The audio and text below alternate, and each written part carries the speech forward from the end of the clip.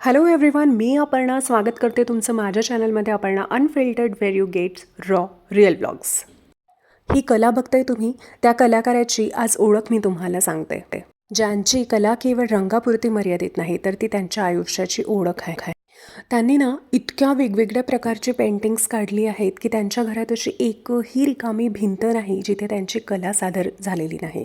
आणि हेच ते आजोबा, वय वर्ष 78. बघा, स्वामींची किती सुंदर पेंटिंग त्यांनी काढली आहे.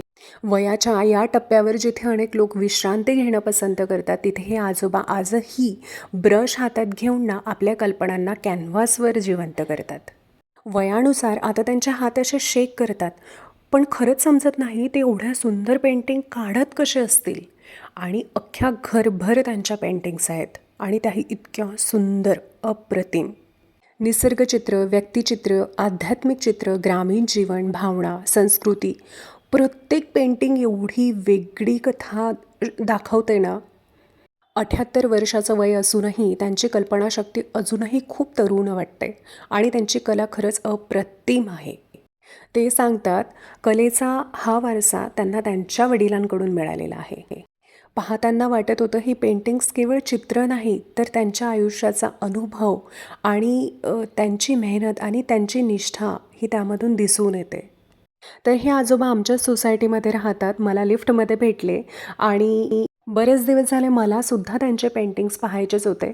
पण आज म्हटलं चला, आज आजोबांनी घरीसुद्धा बोलावलं होतं आणि तुम्हाला माहिती आहे सगळ्या पेंटिंग्सची ना त्यांनी अत्यंभूत माहिती मला दिली. म्हणजे हे असं आहे, अशा सगळ्या प्रकारची.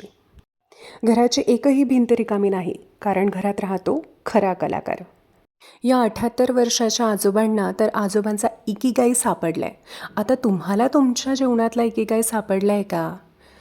आजच्या व्लॉगमध्ये आपण बोलणार आहोत एका अतिशय सुंदर जपानी संकल्पनेबद्दल, ते म्हणजे इकिगाई. इकिगाई हे एक जापनीज बुक असून त्यांचे रायटर आहे हेक्टर गार्सिया आणि फ्रान्सिस मिरेलस. इकिगाई म्हणजे दररोज सकाळी उठण्याचं कारण, जगण्यामागचा अर्थ. ही संकल्पना जपानमधील ओकिनावा या ठिकाणाहून आली आहे, जिथे लोक खूप दीर्घायुष्य जगतात आणि सर्वात महत्त्वाचं म्हणजे ते आनंदी जगतात, आनंदी असतात. इकिगाई म्हणजे काय, तर बेसिकली हा शब्द ना 2 भागांतून बनलेला आहे. इकी म्हणजे जीवन आणि गाई म्हणजे मूल्य किंवा त्याचा मोटो आपण म्हणू शकतो, पर्पज. म्हणजेच जीवन जगण्याचं कारण.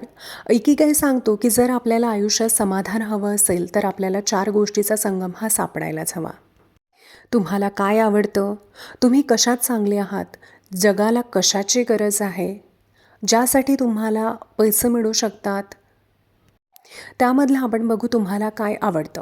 फॉर एक्झाम्पल, तुम्हाला गाणं म्हणायला आवडत असेल, डान्स करायला आवडत असेल, शिकवायला आवडत असेल, या आजोबांसारखं पेंटिंग करायला आवडत असेल, तर त्यांनी बघा त्यांच्या आयुष्यामध्ये त्यांचा हा पेंटिंग हा छंद जोपासलायच.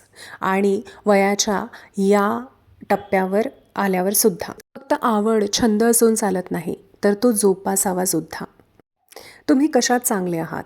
म्हणजे एखादी गोष्ट जर तुम्ही खूप छान प्रकारे एक्सप्लेन करत असाल, तुम्ही लोकांशी पटकन कनेक्ट होत असाल किंवा तुम्ही टेक्निकल या कामामध्ये खूप हुशार असाल, तर इथे पॅशन आणि स्किल्स हे एकत्र येतात.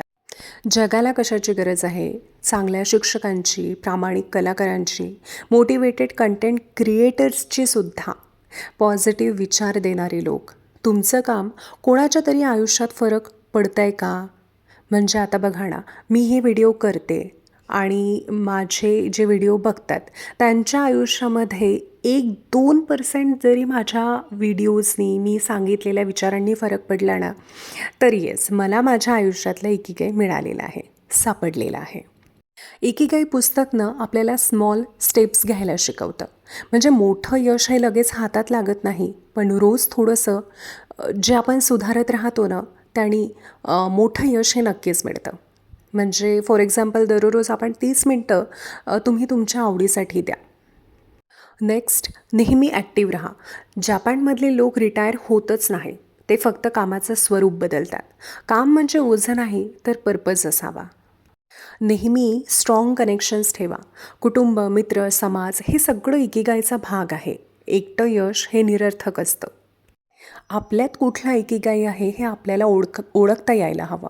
म्हणजे तुम्हाला कुकिंग आवडते, तुम्ही चांगलं जेवण बनवता, लोकांना घरगुती हेल्दी फूड हवं आहे आणि त्यातून तुम्ही पैसेही कमावू शकता. तर कुकिंग हे तुमचं इकिगाई ठरू शकतं. इकिगाई पैसा, फेम, प्रेशर नाही, तर आतून समाधान, मनःशांती आणि आनंदी आयुष्य.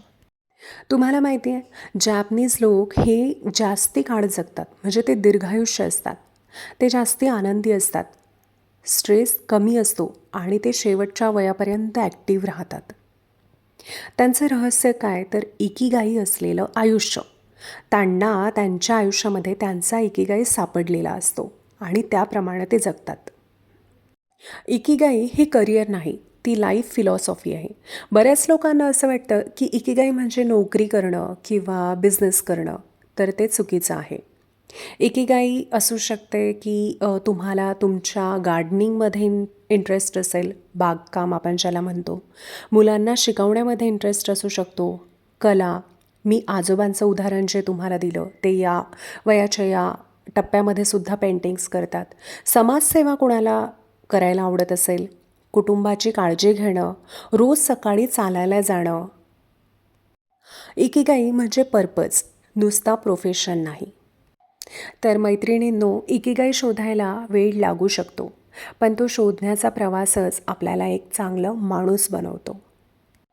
इकिगाईबद्दल ऐकल्यानंतर एक गोष्टही लक्षात ठेवा.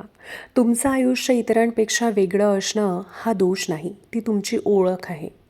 तुमचं इकिगाई अजून सापडलं नसेल तर घाबरून नाही जायचं, कारण इकिगाई सापडत नाही, तो घडवावा लागतो. दररोज थोडंसं करा. दररोज स्वतःला विचारा, आज मी माझ्या आयुष्याला अर्थ दिला आहे का? यश उशिरा येऊ शकतं, पण पर्पज सापडला की थांबायची गरज उरत नाही.